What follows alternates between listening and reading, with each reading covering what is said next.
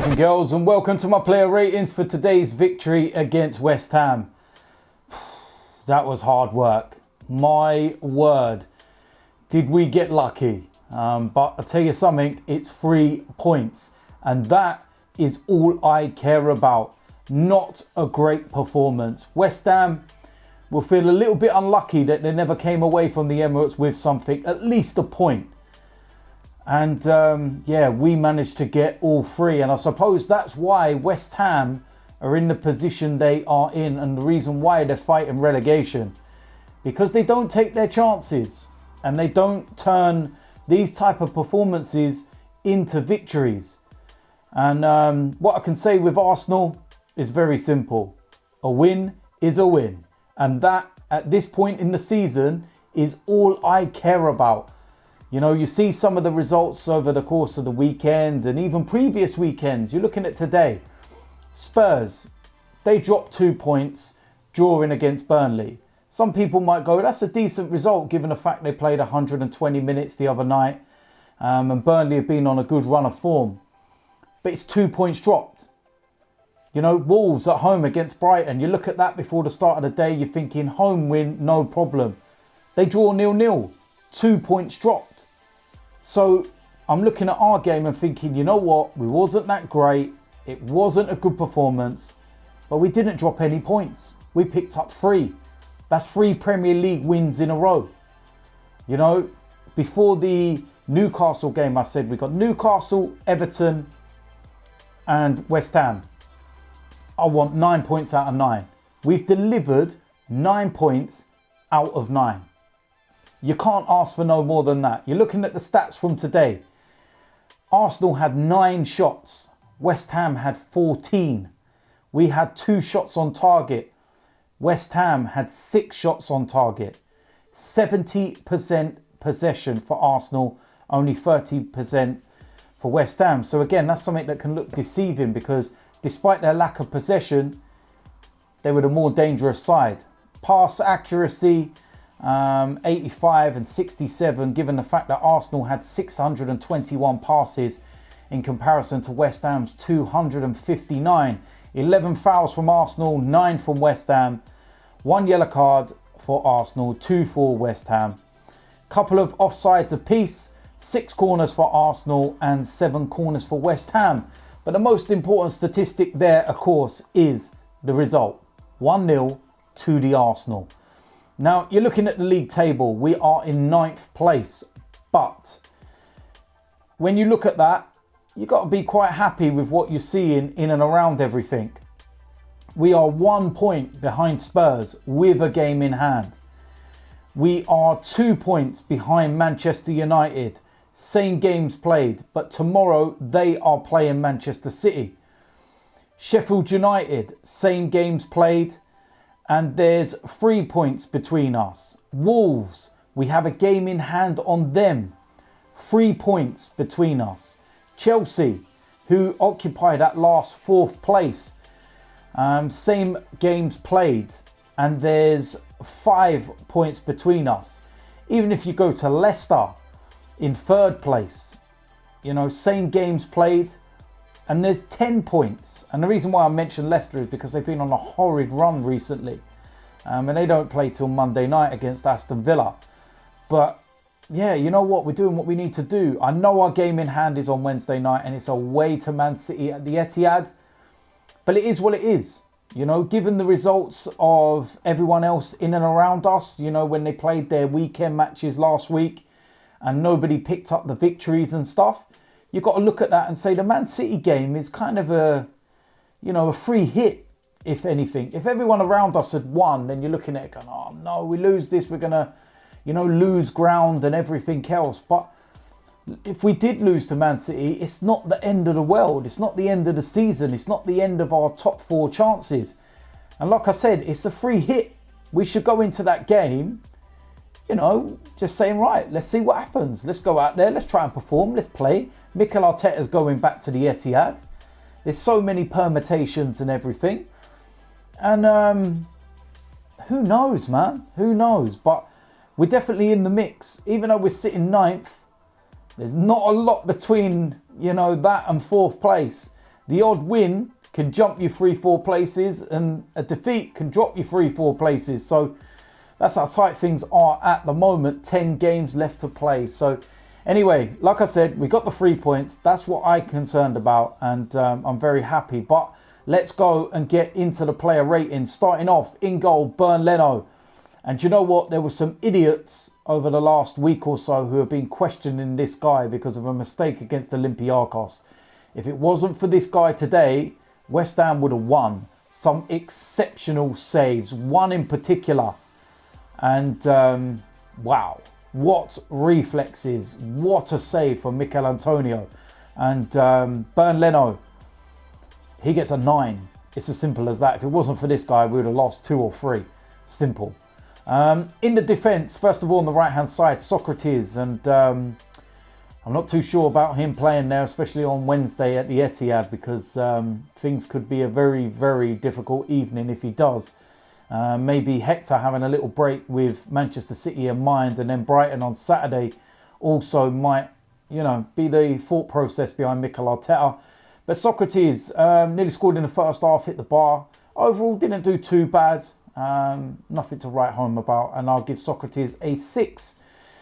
In the centre-back area, first of all, David Luiz, and wasn't a bad performance. I don't think you can blame him for the chances that West Ham were having. Didn't make any mistakes or anything else. It was just one of those performances where, you just go about your business and did what he had to do. And David Luiz, he gets a 6. Alongside him, it was a debut for Pablo Mari. And it was a decent performance, to be honest. Good debut in the Premier League. And he'll benefit from that. And hopefully he grows from strength to strength. A bit like David Luiz, nothing to write home about, but a decent enough performance, and I'll also give him a 6. In the left-back position was Saka, and one of his quieter performances, what I will say for the goal, the way he pulled the defence out of position to lay the ball into Aubameyang and everything else. There's more to certain parts of a play that you need to understand and watch to really appreciate it, and yeah, he did well in that moment, but overall, it was a comfortable enough performance. I thought he worked hard after the, the goal we scored in helping our shape and everything else. But yeah, it was a decent enough performance, and he gets a 6 as well. In front of him, Granit Xhaka. And again, in the first half, I think it was one of those performances where you're kind of questioning his passing. It was a little bit off, and then there was some that was just absolutely unbelievable, spraying 40, 50-yard passes on the money.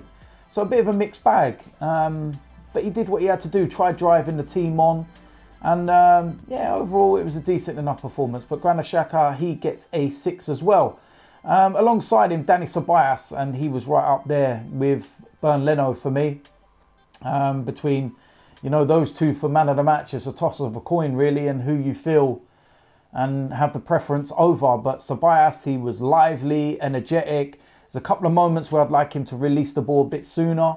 But, overall, his overall play and everything else was just absolutely superb. Worked so hard. And very, very lively, like I said. And that was a good performance. And I'm giving Dani Ceballos a 9 for that one. In the attacking areas, first of all, on the right-hand side, Nicolas Pepe. And it was a quiet afternoon, to be honest. Didn't really get a chance to run at Cresswell. When he did, I think he overdone it.